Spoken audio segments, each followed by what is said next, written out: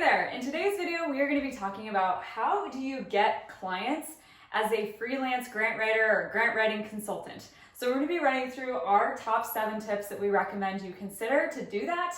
And with that, let's hit it.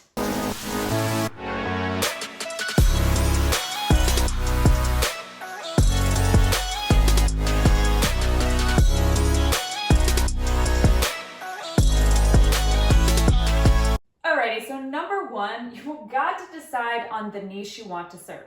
You want to serve an audience that you personally feel passionate about and hopefully have some sort of expertise with or just an inherent interest in. So if you're really passionate about social justice, then let's work on those types of projects. If you like economic development, infrastructure projects, focus there, right? Whatever it is, maybe it's renewable energy, whatever it is that personally fires you up and interests you, we want you to be able to focus on that niche and find clients in that arena because they know each other and trust each other and will be referring work internally, right, to other organizations. So just define your niche. Then do informational interviews. So this is a really good technique for even just advising anyone you know that's looking to land a job. So what you do in this situation is you'll have created, let's say you create a list of 15 to 20 organizations and specific individuals that you would love to serve, you would love to have clients. And you don't need to have a relationship with them right now, right? That's okay if you don't yet, but you'll reach out and say, hey, preferably through a warm introduction, I'd love to come and interview you. I'm looking to focus my grant writing consulting business on, I don't know, let's see, grant writing for animal shelters. I know you run an animal shelter. Could I just have 20 minutes to interview you to understand how you deal with grant writing at your organization? Right, so we actually have a link in the description box below, a sample interview questionnaire that you can use to guide those conversations. They're included in, let's see, we have a webinar on grant writing consulting, how to start a mini court or how to start a grant writing consulting business, and you can get it there. But basically, you're just trying to understand, how does your organization find grants presently? Do you hire out grant writing? Do you do it in-house? What works well for you? What doesn't work well? How much are you trying to raise this year? How else are you funded and financed, right? So when you do that, you're not asking for anything. You're not asking for a project. You're just trying to genuinely listen and understand what they're looking for. And you want this process to be repeatable. So definitely have documented questions and save those notes, right? And then what often leads to at the end is they're like, well, wait a minute, can you help us with this? And you can always follow up later with a solution, right? Say, hey, actually I looked into it and I found a series of grants that I think might appeal to your organization. Do you want to look into executing a contract together? And I can help you do that, right? So I'm being a little broad and I don't think I should go there yet, but just understand that informational interviews are a really valuable way to figure out what are the common themes, like the common pain points among those 20 interviews that you can address with your grant writing consulting business, and like you will have a long list of clients to serve. Now, let's talk about this one. This is a really amazing strategy for also how to have a profitable grant writing business. Figure out what 1 to 2 grant programs you want to develop absolute rockstar competence at.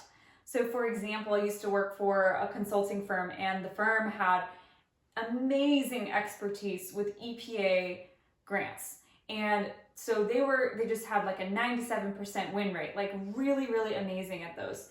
And so they are able to, at that point, approach communities that they think would be really, really excellent at it and say, hey, I think you'd be competitive. Do you want to pursue this grant? And then like look at our qualifications. Like they created their own opportunities that didn't necessarily exist otherwise, right? Or I've done these with Indian community development block grants. Like I've done so many of them that it's much more profitable to be able to have like sample narratives and sample attachments, and you know the funding guidelines in and out, right? And you've won several of those grants and you know when they're due every year. So it allows you to have this, this easy kind of go-to rhythm in your year that you know, okay, these 2 programs, I'm going to stack a bunch of grants that I can do for each of those. So just kind of figure out like what are those grants for you that you want to just be the expert on, that people come to you to pursue them. Okay, tip number 4, this is just sort of like online professionalism 101, but it really goes a long way to getting clients as a grant writer. Be sure to not have a @gmail.com email as your professional email. Just pay for a domain. Go, domains.google. You can get them for like $12 a year, totally cheap. And then you can link a Google email to that. So maybe it's, grantwritingexpert.com and your name. So like alex@grantwritingexpert.com. So just get that domain so that when people send you emails, it's going to that professional domain, and that just really puts you above, it really makes you appear very professional. The other thing to consider is setting up your grant writing consulting business in Google Business as a listing, as a service, because it's a very common search term for people to search grant writers near me. And so then you could come up as a business, as an offering, if people are searching for that. And then in terms of like website, use any of the simple, WordPress, Wix.com, whatever, but you don't need a super fancy website. You can do it, and you can find someone else to do it for you inexpensively, but a one-page landing page, it's all you need. Contact information, your expertise, what you do, that's all you need. Contact me for a proposal, right? So don't get carried away in thinking you've got to have this super fancy website and a super fancy logo and all of that stuff, right? I had my logo developed for, I think, $110 through an amazing designer I found on Upwork. And the website page is still, surely it'll change by the time this video, in the future when this video is live, but yeah, it's the same one-page landing page I built when my first month of getting into business, right? So it just doesn't need to be super fancy. And you'll also hear I don't say, post on social media, have an Instagram account, like who cares? Yes, I think it can help you become like consistently recognized as someone people can refer work to, particularly through maybe more like LinkedIn. But really, it doesn't matter. When you're a really excellent grant writer, the referrals start definitely to come through. And then also when you're just more focused on you finding the client you want to serve, right? Via knowing your niche, knowing where they are, having those informational interviews, those are better relationships than, often the really random ones that could come into you, right? There's just a very different business development process. Okay, so that's that. Professionalism 101. Now, step 5 is seeking the repeat clients. And I know this is not really tied to how to get clients, but when you get a client, you want to be thinking, is this a one-time project? Are they just going to hire me one time and they're done and they're out? Or is this something that can be like an annual contract? And sometimes those annual contracts are a lot more work to land. Like they might be published as a request for qualifications for a professional grant writer, right?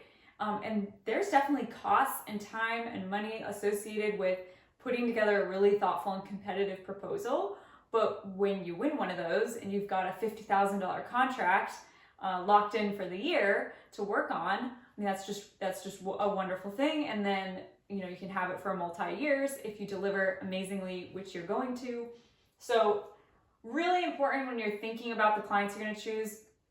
I mean, I know it's tempting, especially when you're just getting started, to take like anyone that'll pay you. But as soon as you can start to get picky about that, do, so that you're focusing on ones that actually are profitable to serve and not all these like one-off clients you have to repeatedly go fill your funnel with. Okay, number 6 is valuing your time, and then I'll talk about building your team. So I want you to think about an hour of your time working, no matter what, just for simple math, is worth $100 an hour.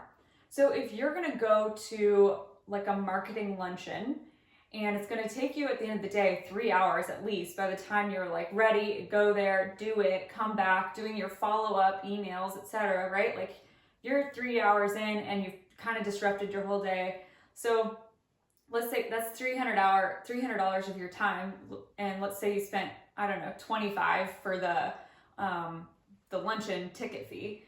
So you're $325 in going to this. Do you think you're going to recoup that by a lead that you're getting, or a project that comes from, building a relationship at that event? And so the answer is it just depends on and this really happens for more people are relevant with conferences too. Like, do you really want to sit behind a booth for 4 days? Like, that comes at a really high cost, aside from just the cost of being there. So do what feels authentic and true to you. But just from our own experience, we have found when you value your time and you recognize that an hour of your time is worth $100 or more, you kind of stop wasting time doing business development activities that don't actually get you clients. So with every activity you do, really reflect, am I actually getting business out of this, or is this a waste of my time? Okay, and then let's talk about building a team. This is sort of segues in here. As soon as you can afford to have some help, get some help and build a team, and they can be subcontractors. We have a ton of graduates from our program, Grant Writing from Start to Funded, and they just work together. So a lot of times they'll do QC together, or they'll go in on a graphic designer. So just find, like, don't be afraid to build a team and to have help, because you also strengthen your ability to win projects. Because if you were to go down, right, like you get sick or something, the organization's not super vulnerable because that hired you, because they know, oh, well, they have a grant writer at their rate, that they work with that could step up and do this. That is definitely something that's influenced us winning projects, because we were able to present a team, right? Even though it doesn't have to be employees, right? Like, especially if you're starting small, it's okay if it's contractors, right? And you're collaborating together.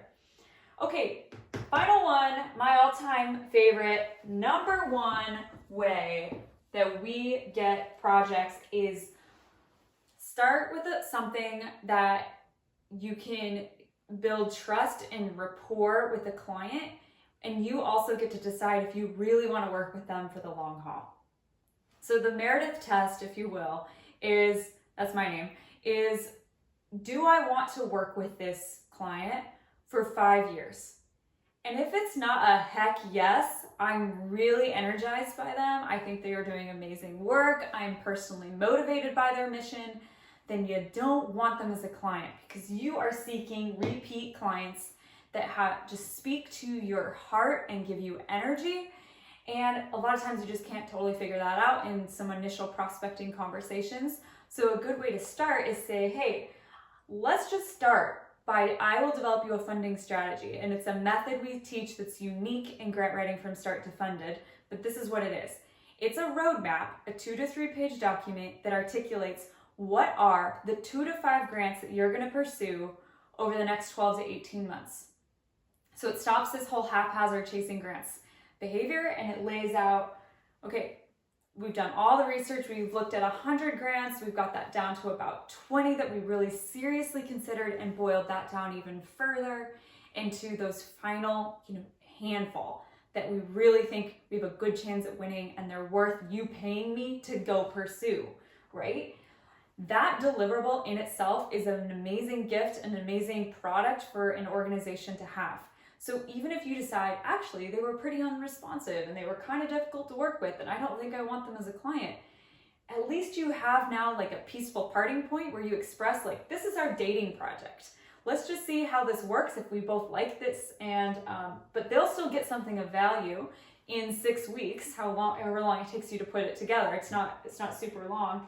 And then what's really helpful about that for you as a profitable grant writing consultant, you then know what grants you actually want to pursue, or they want to pursue, and you can price your services more accurately and schedule them out, and like you can give them a bigger fee, a bigger proposal than I think you would otherwise feel comfortable doing when you're just trying to negotiate your first contract. Because when you start with a funding strategy, it's maybe $4,000, like that's a smaller piece for an organization to bite off, and then then they'll be ready to spend $20,000 with a professional grant writer to actually implement it, right? So those numbers, don't get hung up on that, because it really depends on what type of organization you are and how complex the project is, your geography, industry, etc. But just as an example, it's a lot easier to start with a small scope of work than just try to bite off that whole enchilada, especially if you're not totally sure for both of you if it's going to be a right fit. So let's recap that so it's sticking with you. How to get clients as a grant writer. Step 1, decide on your niche and figure out where that audience is that you feel energized to serve and you want to work with them. 2, have informational interviews.